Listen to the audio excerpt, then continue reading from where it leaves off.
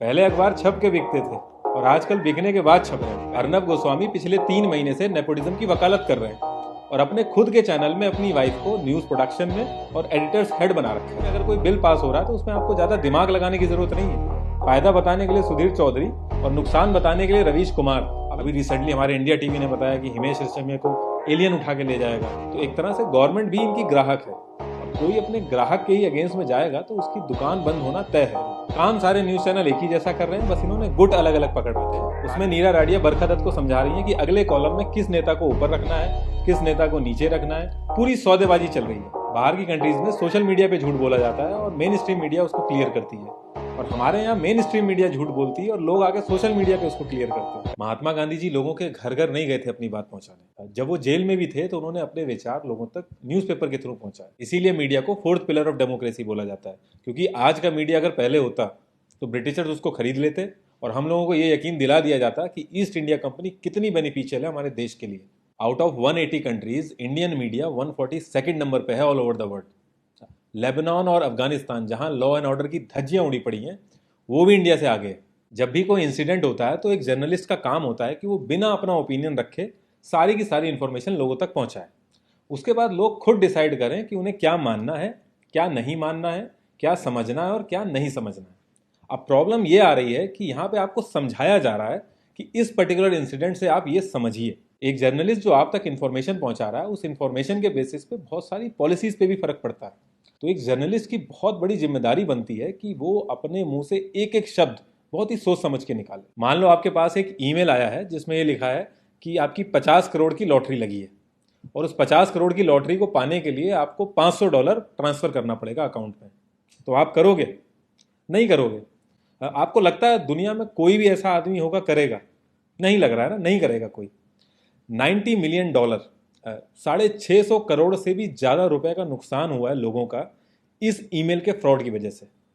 तो सोचो, ऐसे लोगों को गलत इंफॉर्मेशन देके उनसे वोट लेना कितना आसान होगा। लोगों को यह भ्रम होता है कि वो अपनी मर्जी से वोटिंग बूथ पे जाके अपनी फेवरेट पार्टी या कैंडिडेट को वोट दे रहे हैं, और जिस नॉलेज और इन्फॉर्मेशन के बेसिस पे आपने डिसाइड किया है कि आप जिस पार्टी या कैंडिडेट को वोट देंगे, अगर वो नॉलेज और इन्फॉर्मेशन ही गलत हो तो।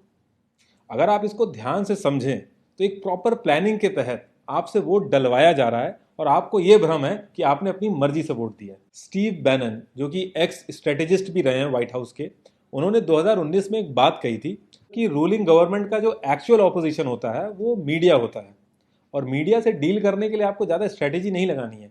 आप मीडिया में गार्बेज भर दीजिए और लोगों का ध्यान सिर्फ गार्बेज पे रहेगा और आप अपना काम आसानी से कर सकते हैं। ऑफिशियल बीइंग ह्यूमन, जो इंडिया के टॉप 4 न्यूज़ चैनल हैं, उन्होंने जो लास्ट 55 डिबेट्स की हैं उसका डेटा इन्होंने शेयर किया है। मैं आपको कंसोलिडेट करके बता देता हूँ। अटैकिंग पाकिस्तान, इस पे 79 डिबेट्स हुई हैं। अटैकिंग ऑपोजिशन, इस पे 66 डिबेट्स हुई हैं।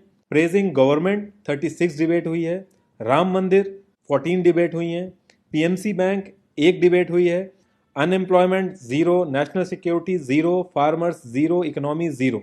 आउट ऑफ 202 डिबेट्स सिर्फ 2 डिबेट्स काम की हुई हैं, और इनके नाम भी बहुत इंटरेस्टिंग रखते हैं लोग। ये पीओके वापस दे दे इमरान, मेरे राम वर्सेस तेरे राम, मोदी का प्रण, पाकिस्तान का चीर हरण, विपक्ष पड़ा है चक्कर में, कोई नहीं है टक्कर में, जब तक तोड़ेंगे नहीं तब तक छोड़ेंगे नहीं, मोदी के 100 दिन वर्सेस विपक्ष के बुरे दिन, मंगल भवन अमंगल हारी, राम मंदिर की करो तैयारी। जो एक्चुअल जर्नलिज्म होता है उसमें बहुत ही मेहनत लगती है। आपको डिटेल्ड रिपोर्ट बनानी होती है, आपको बाहर निकल के ग्राउंड रिपोर्टिंग भी करनी पड़ती है। अब इतनी मेहनत की बजाय ये जो एंकर्स हैं जो एक्टिंग साइड पे ज़्यादा शिफ्ट हो रहे हैं, इन्हें तो बस एक्टर कहना चाहिए, जिन्हें नॉलेज कम और एक्टिंग ज़्यादा आती है, ये लोग 4 लोगों को पकड़ के डिबेट कराना शुरू कर देते हैं। और आप नोटिस करोगे, जो लोग ज़्यादा हल्ला करते हैं, ज़्यादा कंट्रोवर्सी करते हैं, जो लोग ज़्यादा चीखते चिल्लाते हैं, उन लोगों को ये लोग बार बार बुलाते हैं। और इनको देश के लोगों के ऊपर इतना ज़्यादा कॉन्फिडेंस है कि एक ही आदमी को अलग अलग नाम से, अलग अलग टाइटल से बना बना के हर बार डिबेट में बैठा देते हैं। अब इतना तो हर कोई कह रहा है कि इंडियन मीडिया बिका हुआ है, और अगर ऐसा है तो बिकी हुई चीज़ के खरीदार भी होते हैं। अब ऐसा तो है नहीं कि जो गवर्नमेंट जीती है खाली उसी के पास पैसा है। पैसा तो जो हारी है उसके पास भी है, पैसा तो हर पार्टी के पास है। और अगर ऐसा होता तो हर चैनल पे अलग अलग प्रोपेगेंडा चल रहे होते। लेकिन आप नोटिस करोगे कि जो भी प्रोपेगेंडा होता है वो कॉमन रहता है हर चैनल पे। तो इसके पीछे भी रीज़न है, ये इतना सिंपल नहीं है। अब इसमें पहला आता है मीडिया कंसोलिडेशन। इसमें कुछ चुनिंदा लोग एक पर्टिकुलर कंट्री के मीडिया को टेक ओवर करते हैं डायरेक्टली और इनडायरेक्टली। अगर आपको इंडिया में कौन लोग इन्वॉल्व हैं उसके नाम पता करने हैं तो www.rsf.org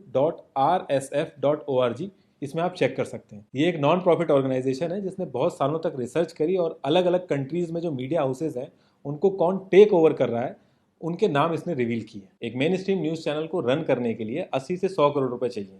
उसके बाद डिस्ट्रीब्यूशन के लिए 30 से 50 करोड़ रुपए चाहिए ताकि वो पर्टिकुलर चैनल आपके टीवी सेट तक पहुंच सके टाटा स्काई या डीटीएच के थ्रू। उसके बाद establishment cost, production cost, salary, जो न्यूज़ गैदरिंग के लिए reporters all over the India या फिर ऑल ओवर द वर्ल्ड जाते हैं उसकी कॉस्ट।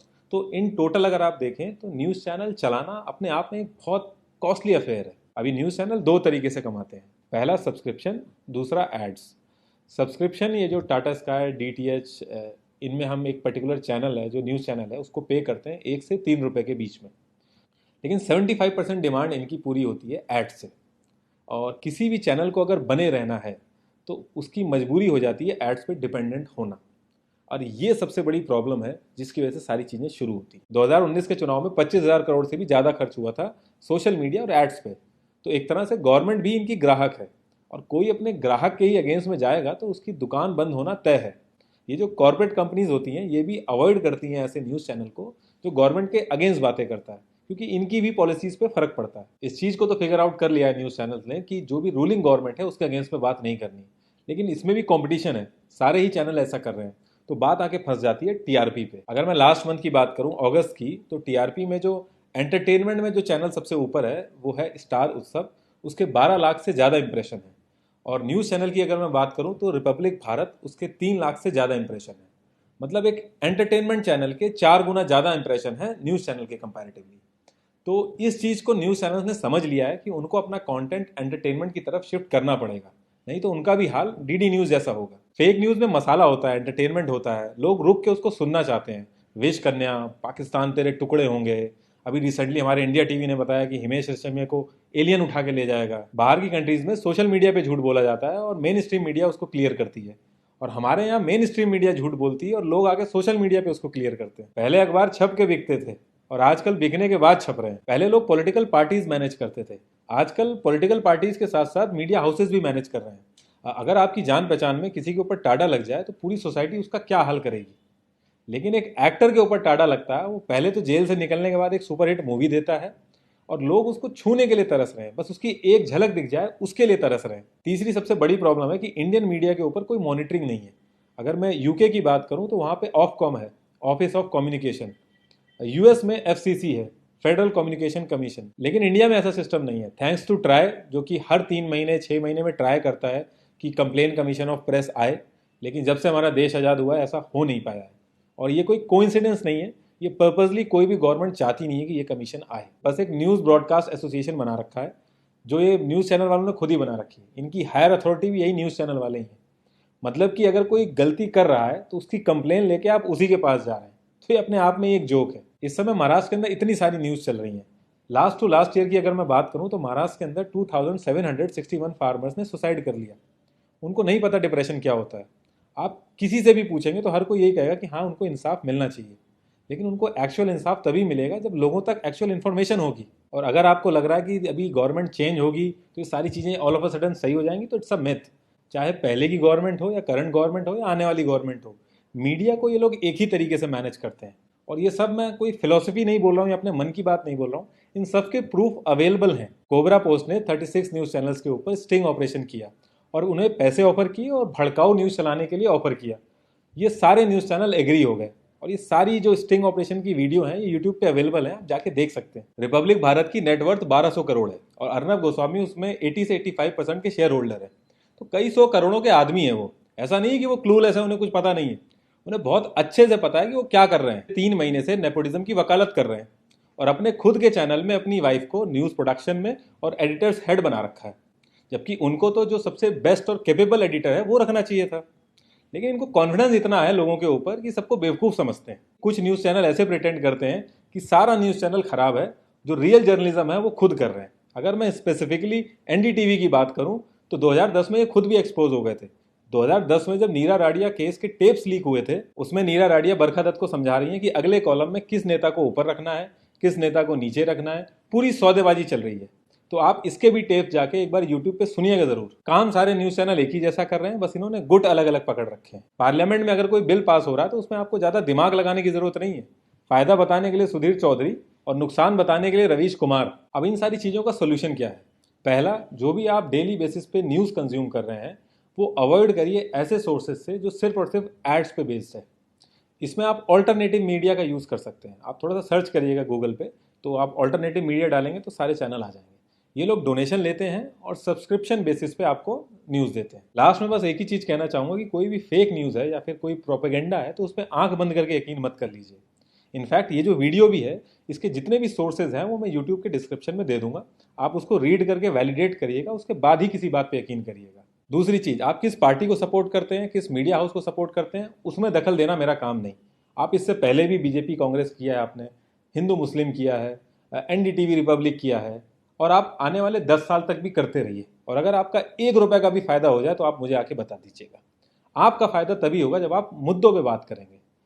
प्राइवेट स्कूल इतनी महंगी फीस ले रहे हैं क्योंकि गवर्नमेंट स्कूल में पढ़ाई नहीं होती है। वो 10 साल पहले भी नहीं होती थी, अभी भी नहीं हो रही है और आगे भी नहीं होगी अगर आप अपने मुद्दों पे नहीं खड़े होंगे। सुशांत सिंह राजपूत को सीबीआई इसलिए मिली क्योंकि हम लोगों ने स्टैंड लिया, और ऐसे ही स्टैंड हमें अपने मुद्दों पे लेना है। म्यूजिक ला ला ला ला ला ला ला ला